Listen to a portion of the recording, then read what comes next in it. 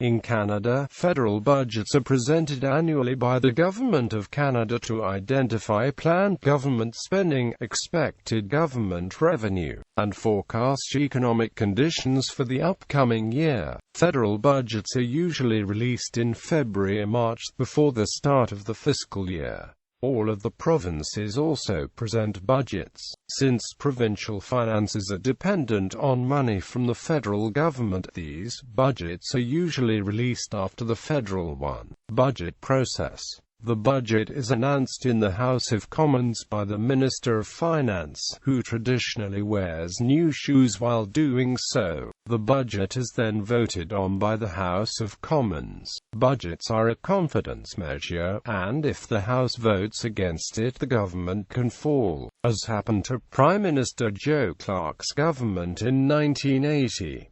The governing party strictly enforces party discipline, usually expelling from the party caucus any government member of parliament who votes against the budget. Opposition parties almost always vote against the budget. In cases of minority government, the government has normally had to include major concessions to one of the smaller parties to ensure passage of the budget. Historically, the official opposition used to prepare a complete alternative budget and present this alternative to the Canadian people along with the main budget. In recent years, opposition parties are more likely to pick only certain aspects to criticize. The Reform Party revived this practice for a time. However, a complete alternative budget is today produced each year by the Canadian Centre for Policy Alternatives, a leftist think tank. Traditionally, the budget process was immensely secretive with little consultation.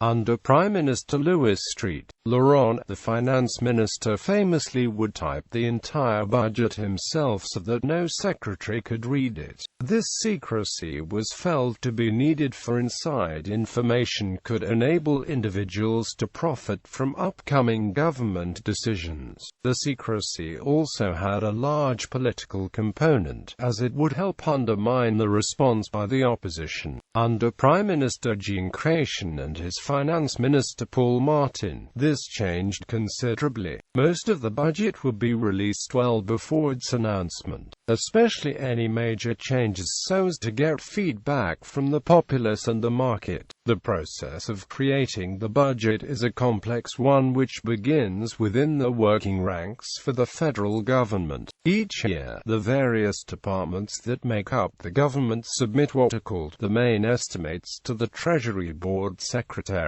These documents identify the planned expenditure of each department, linking theses, proposed expenses to programs, to objectives, and ultimately to the priorities of the current ruling government. The Treasury Board Secretariat combines these budget estimates and compile an initial proposed budget. For that, the Cabinet and Prime Minister's office adjust the budget based on a series of economic, social and political factors. In reality, decisions are usually made with the primary intent of re-election and so often include advantages for key regions and lobby groups. Following the budget, Parliament will pass an Appropriation Act which will allow individual departments to spend 3/12 of their annual budget. This partial authority enables Parliament to spend more time in examining the estimates documents.